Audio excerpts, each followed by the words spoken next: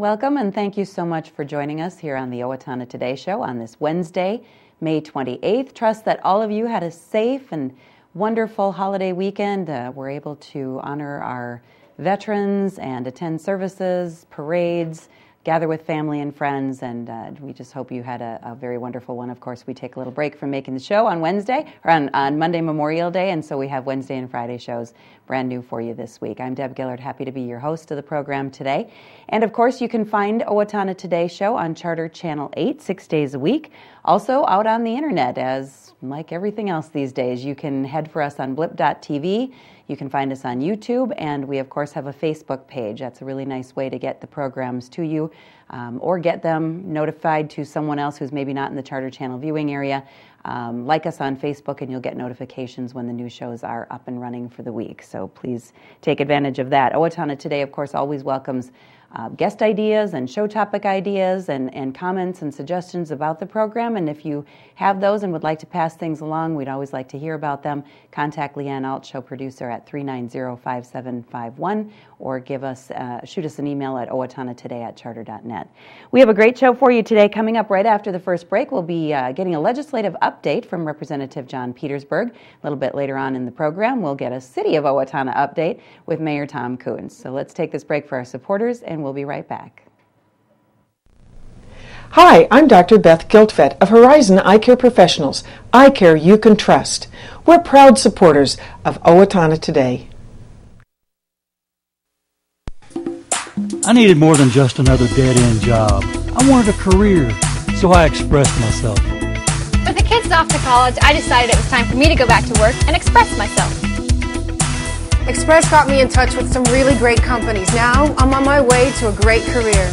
Express Employment Professionals is in contact with thousands of companies in need of quality employees. Come in now and get the job you deserve. Express yourself today.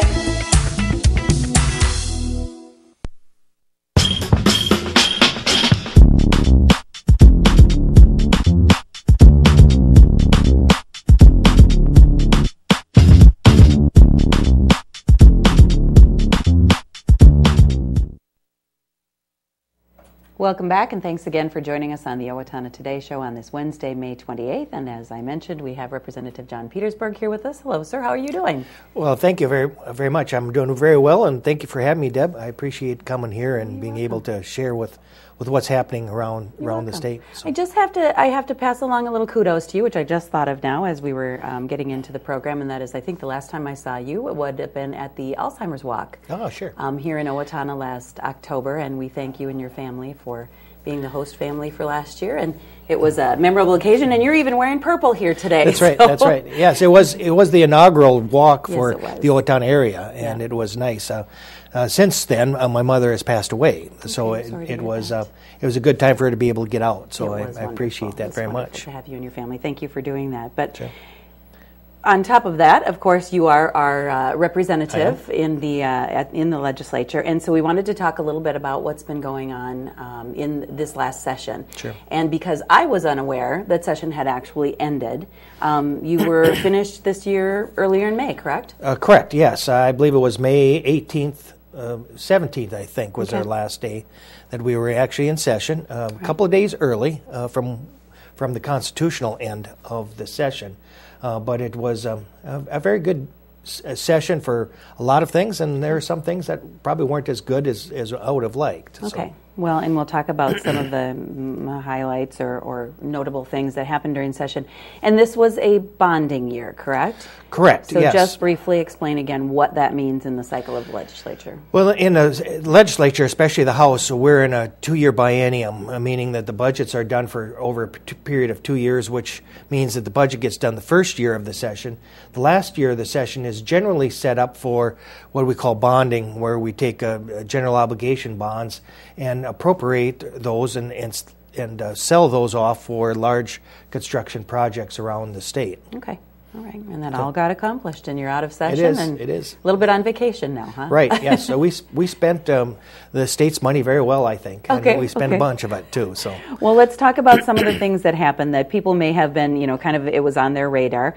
I know we were just talking ahead of the program a little bit about the medical marijuana. Yes. And maybe you can update us as to where that went to and where it is.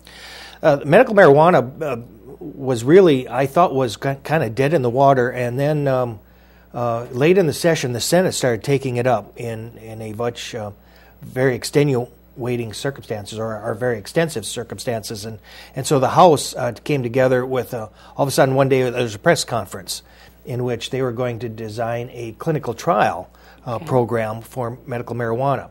And so then it moved very fast and very quickly. There are some problems with the bill, and I think there will need to be some really major changes next year in order to make it workable.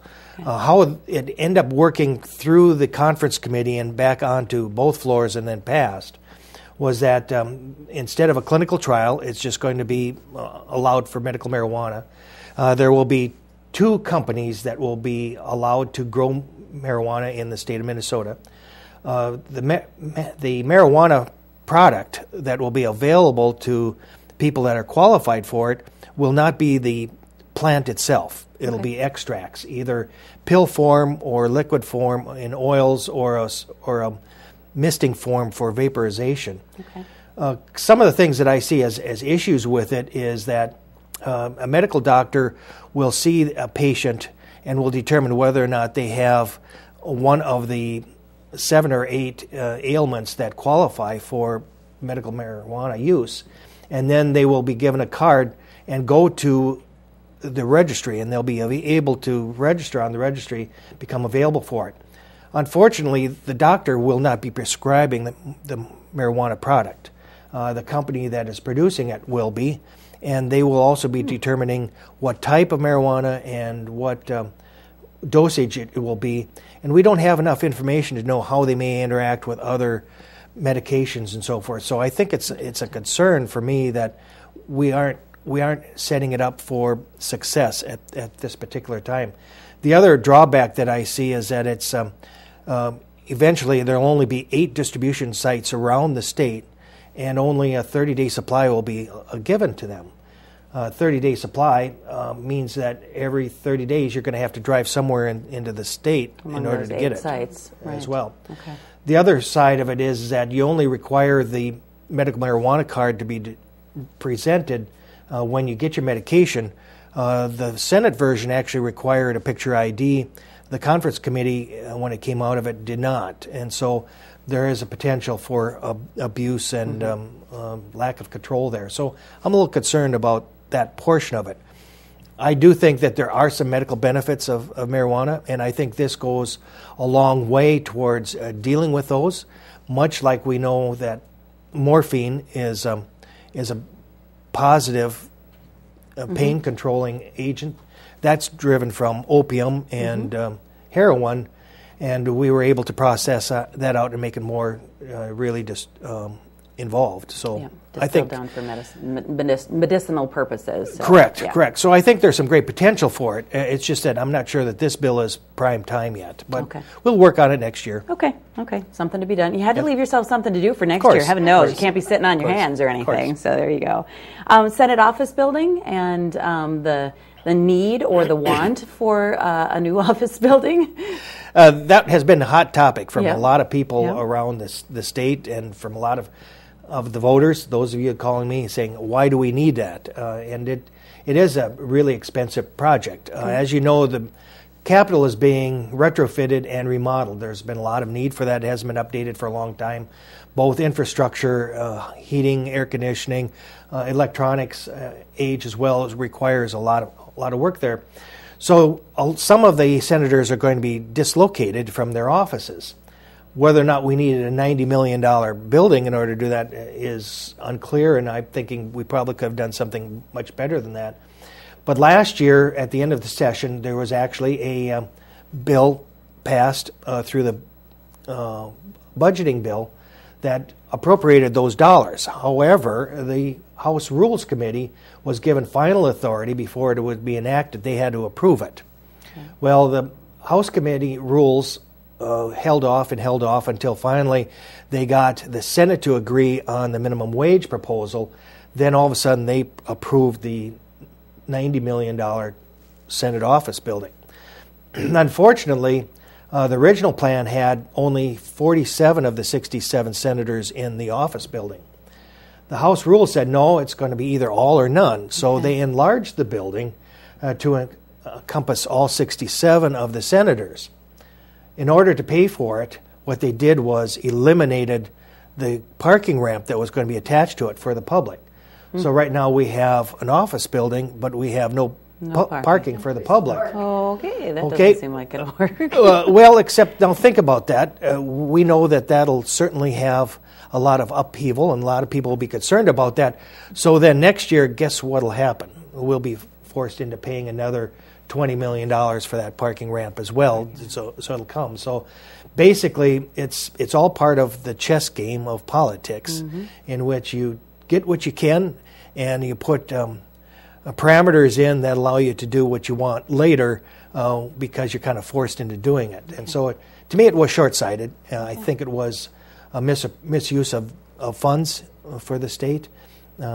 It'll be a nice building. There's no question about that. But do we really need that for $90 million when we're sitting with Highway 14 here, 13 miles, that would have paid for half of that? Okay. You know, I think there's a lot there. Okay.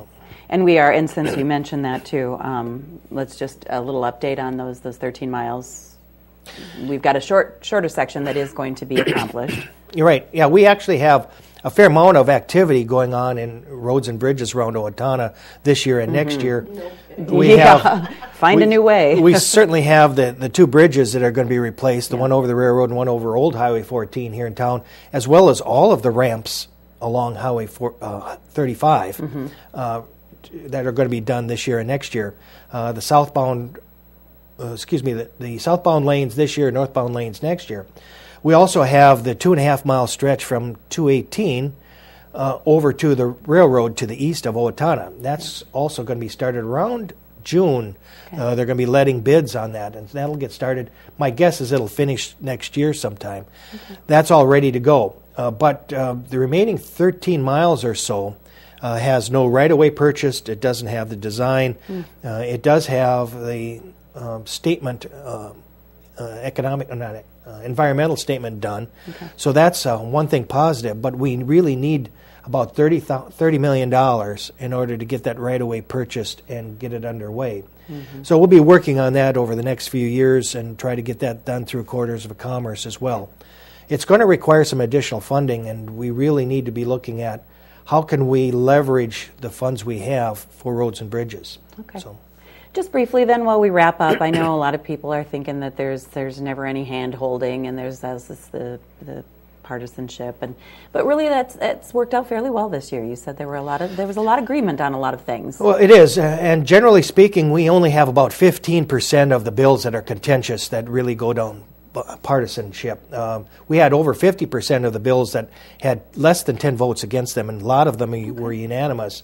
So we do agree on a lot of things, but the major ones we really do have to debate, and we're going to have disagreements on those. Yeah, well, that's such is the nature of, like you said, politics in our legislature. Well, thank you very much. We've covered a lot in a little bit of time, and I know we'll have you back again at some point to talk some more in the future, and we've just kind of scratched the surface. But as always, I know that John is available for your calls and your emails and your questions and your comments. So thank you again for joining us today. Thank you. Appreciate it. And have a wonderful summer. We'll take a break now, and we'll be back with Mayor Tom Kuntz. Hi, I'm Rick Smith, Golf Course Superintendent of the Brooktree Golf Course. Brooktree is an 18-hole championship golf course featuring well-manicured greens, tees, and fairways. We are open to the public. I challenge you to find a better maintained golf course for the money we charge here at Brooktree. Come on out and play Brooktree, a great golf course. Everyone deserves opportunities to have a good life, a quality education that leads to a stable job, enough income to support a family through retirement, and good health. But the reality is, many children fall behind, many families are struggling, and many others are in poor health. United Way's goal is to find long-term solutions. Thanks to a grant from the Otto Bremer Foundation, we're hosting community conversations this year to address these issues. If you'd like to join us, please call our office. Hi, this is Dr. Amy Swain, and I want everyone to hear better. At Amy Swain Hearing Centers, we offer many different brands of hearing instruments because everyone has a different lifestyle. Let me, Dr. Amy Swain, help you find the best hearing device for your hearing needs at Amy Swain Hearing Centers of Owatonna, Austin, and Waseca. Call 1-800-804-3361 for an appointment today, or visit my website at www.amyswainhearingcenters.com, because you deserve to hear better. Hi, I'm Brenda with the Mortgage Office of Brenda Bednar, aligned with American Mortgage and Equity Consultants, where closings feel right from the beginning. I'm a proud supporter of the Owatonna Today Show. Hello, I'm Sean McNulty. And I'm Deb Gillard with Brookdale Senior Living, Sterling House, and Clarebridge of Owatonna. And we are a proud sponsor of the Owatonna Today Show. Hi, I'm Ron Clancher with Clancher & Son Landscaping and Concrete. We support the Owatonna Today Show, and so should you.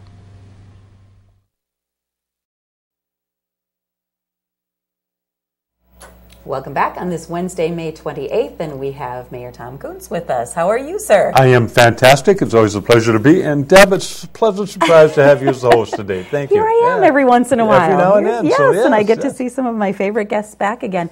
And you are busy, before we even got to the filming of this show today, hosting a couple of notable individuals around town. We did have a meeting at the MnDOT office, and Senator Klobuchar was in town. Very nice. Along with Commissioner Zeller. Okay. And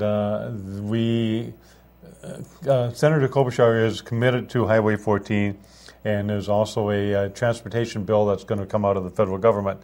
So she wants to have a better understanding of what Highway 14 needs are and what we're looking at into the future, and incorporate a lot of that into the federal transportation bill. Okay. I think last year was $700 million for the United States in that federal transportation bill, and she just wants to make sure Minnesota's covered into that federal transportation. So nice. She is touring Owatonna and Highway 14 from New Ulm all the way to Rochester. Okay. I think she's speaking at noon lunch at Hormel's in Austin, so she has a busy day ahead of her, but it's so refreshing to have her and Commissioner Zeller committed to Highway 14. It is very nice, yeah. And we had a little bit of a legislative update earlier today, and have again on Friday too, and I know Highway 14 always bubbles to the surface. I think the things that I learned today at this meeting is that, the Corridors of Commerce money was beneficial for Owatonna for the 2.5-mile stretch from 218 going east to the railroad tracks, and that bid's been let and everything, so that work should start soon, very, very soon. Good. But the Corridors of Commerce money that was allocated for 2014 from the state legislature also is going to be allocated to make projects shovel-ready. The last year had to be a shovel-ready project. This year, some of that money is going to be allocated to help make projects shovel-ready, which means that from the railroad tracks going to Dodge Center is not shovel-ready yet. The property has not been purchased. It's about $25 to $28 million forecast to purchase all that property.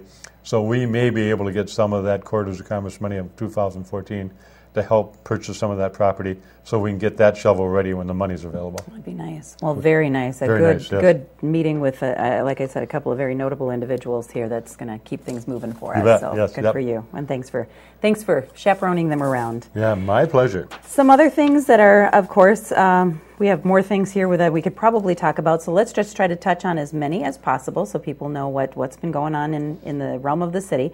Mineral Springs Parkway is one that comes to mind. Mineral Springs Parkway is one that was put on the budget for bidding for this year. It's the road that is leaving Mineral Springs going to the north up the hill, and the bid come in at $482,000, but the company that was the low bidder had some issues in the past with performances, and so we had a study session to review. Really, that was a company that was has changed hands and changed names, so we needed to make sure that they could perform the duties that they needed to perform. Sure. And I think everybody felt comfortable with that, but we only had 5 commissioners there, and it was died on a 3-2 vote. In order for anything to pass City Council, it's got to be a minimum of 4. Okay. So it got tabled till this next week, and it will be brought back up to see if that we will do Mineral Springs Parkway this year, or it will be postponed until next year. Okay. So that's a challenge. More news on that one to come. Yes. I'll let you go because you have highlighted things there in front of you. Charter Communications, we had a meeting and a study session with Charter Communications on the 6th, and it was in reference to they had did an audit and they owed the city some money on their franchise fee. Okay. And there was disagreements on what that amount was supposed to be. Okay. Between the attorneys, that amount was resolved, and we put that to bed. But we still are in negotiations with the services and the contract looking into the future. Okay. We're also looking at Jaguar Communications, and once we've got close to them, we'll probably put the bid in the paper and everything and open it up. Okay. So I just, for the mayor's perspective and the city council's perspective, the thing that generates the most calls is the frustration with Charter Communication, its billing system, its lack of 1-800 number, and so on. So we're trying to resolve some of those issues, so I just want to reassure the public that the City Council is committed to try and improve communications on cable TV. Okay, very good. Thank you. Thank you. Metro Plains, that's very interesting. Metro Plains is a Gateway 2, and Metro Plains is going to be another... just like Gateway Apartments, except it'll look a little bit different, and it is a little bit of subsidized, I should say, not subsidized, but a lower rent values on it. So for 1-bedroom and 2-bedroom apartments, there's probably a little bit of reduction of what the rent is in Gateway versus what Gateway 2 will be. So I think it's 36 units or whatever it is. Okay, I was going to ask how large it's going to be. All right. And it is going to the east of where Gateway is now. It has to get approval from the state legislature, and they hope to have that approval in November. If that approval is received, you will see construction start. I think it'll open up in 2016, or something like that. And that's always been a part of the plan, I think, right? It was for It's the always expansion, been a that part of big the wide plan. open area that's sitting there now. This was always the hope that there would be that expansion. Always that hope, and then when the recession hit, everything kind of went south and everything. So now that things are back on track, we're hoping forward for that. So excited to see that. And in the first meeting in May, it's always responsibility of the mayor to fill all the boards and positions and everything. I think it takes about 87 volunteers, Airport Commission, Park and Rec Board, and EDA, and the list goes on. It's a lot of volunteers. So if anybody is really interested in serving on those, just email me your name and I'll put you on the list. I still You'll find a place for you. We will, yes. I still need one member that wants to serve on the Shade Tree Commission. So if you are interested in the trees the city plants along boulevards up in West Hills and everything, give me a call. And I've got one opening on the Shade Tree Commission right now. Okay. We approved a garbage hauler's license. They are advanced disposal out of Rochester, 2 trucks. Okay. So if you have garbage or stuff picked up, and make sure they're a licensed contractor that's approved the City of Owatonna. The other good thing is we applied for Minnesota Investment Fund grant for 3 projects. And that's Daikin, Applied Americans Incorporated. And Daikin's new name, that's the name for McQuay. It used to be McQuay. Oh, sure. Yep. Johnston's Incorporated, and then Vision Processing. And what these grants do is provide funding for new employees. I think Daikin is looking somewhere around 30 to 40 employees. Johnston's looking somewhere around 100 employees. Vision Processes is looking at a minimum of 20 employees.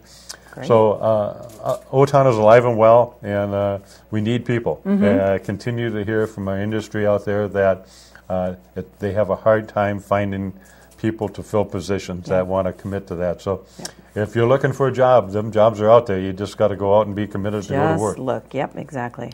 We purchased a new snowblower and a 2-ton truck and body. That snowblower and truck will look a little bit different than the other ones. I think we've got it underneath the bottom plow and stuff like that. So we're trying to experiment and do some other things a little bit different. All right. We also purchased the property with the DNR at 215 South Walnut Avenue. Okay. That's the house that is right across from the Owatonna Public Utilities, and they will take that down and turn that into a parking lot. Okay. So that is some good news on that. Going there.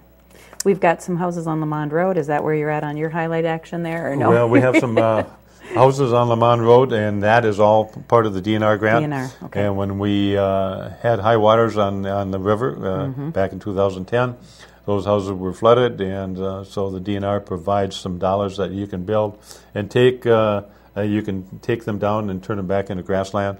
And so that bid was just awarded, and those houses will be taken down and put back into grassland. Okay. The only thing about that is once the dollars have been used for the DNR grants, you can't build back on them again. So they come off the tax roll. So that's the negative side of that. Yep, but you're right. it does, every time it floods, when you got to go back and put manpower and effort and everything into it, you're better off getting them In the long term, removed than you are anything else. Yep. So we've got a new cigarette and tobacco product, Star Tobacco. They're up at 1407 South Oak Avenue. They'll be opening soon. Okay. It's a corner gas station that used to be up there in the past. Yep.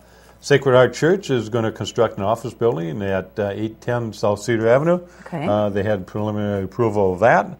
It's part of Sacred Heart and Fairway, so it's kind of a combination area up in that area. They had final approval of elected city officials' salaries. The city council members will go up, the Les Abrams will go up, and the mayors will go up. And altogether, I think it's about $6,000 a year. Okay. They haven't had any increases in that for about 15 years. Okay. And just as we're wrapping up here really briefly, because I know we do, time-wise, building permits this year are up over even all of last year, correct? My fun thing to respond is in 2013, we had 399 permits at value of $6 million. This year, at the end of April, we have 406 permits, but a value of $15 million. Wow, we are growing. And Good. most of that comes to commercial projects. Good, positive news. And again, woo, got a lot in 10 minutes. Congratulations. You got it. Always a pleasure having you here, Tom. Thanks so much for the update, and we'll see you again soon. Okay. Sounds good. Thank All you. right. We'll take a break for our supporters, and we will be back to wrap up.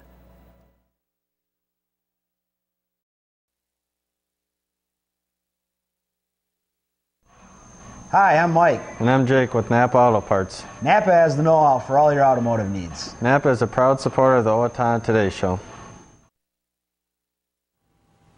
Hello, my name is Katie Marshall. A year ago, my family and I became homeless. We were scared and alone.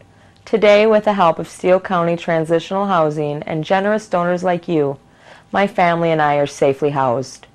I am working, going to college, paying my rent on time. My children have a warm bed to sleep in every night.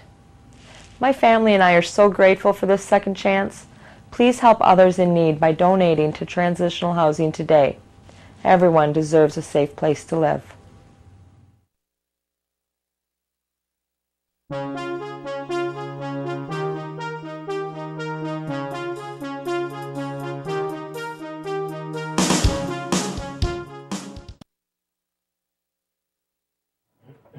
Time to wrap it up on this Wednesday, May 28th, with a few announcements. The Owatonna Senior Place, in fact, today is celebrating the 21st Annual National Senior Health and Fitness Day. That is today, May 28th. Senior Place is joining an estimated 100,000 seniors across the country. They're promoting active, healthy lifestyles, and they're doing all sorts of fun things today if you see them out and about, and both at Senior Place, but a lot of it looks like it's out in the community. Tai Chi, Bakwa, I'm not even going to try to figure out what that is, but it says a new approach to group exercise, water aerobics, there's going to be a bike demo by Straight River Sports, trail walking, pickleball, backyard games, darts and billiards, and picnic dinner. Just all part of what Senior Place actually has to offer and can tie you into. So if you have any questions about today or Senior Place at any time, please give them a call at 444-4280. Margolin Murder and Merlot going on this evening, Wednesday, May 28th at the Steele County History Center. It's a chili fire fundraiser for the Valparaiso, if I'm saying that all right, Community Center. It will be going on from 5 to 9 o'clock, and there's going to be an author talk at 7:30. So again, that's coming up this evening, so do give the History Center a call if you're interested in knowing more about that or letting them know that you would like to attend. Their number is 451-1420. As part of the programming for the Transfer of Memory exhibit at the Steele County Historical Society, there is a lecture tomorrow evening, May 29th at 7. The lecture is titled Escaping Europe Only to Arrive in Minnesota with speaker Joanne Magnuson. There's a reduced admission for May 29th. That is $2 per person for both the exhibit and programs. Steele County Historical Society members are admitted free of charge. Very interesting exhibit out there and some really interesting speakers I know that they have lined up throughout the exhibit. Smokin' and Steel annual event is coming up in Owatonna this weekend, May 30th and 31st, and all sorts of good things there. I know you can head to their website, and we'll be announcing a little bit more later on this week as well. So have a great day. We will see you on Friday with Representative Vicki Jensen, and we'll be talking about the Tour for the Cure.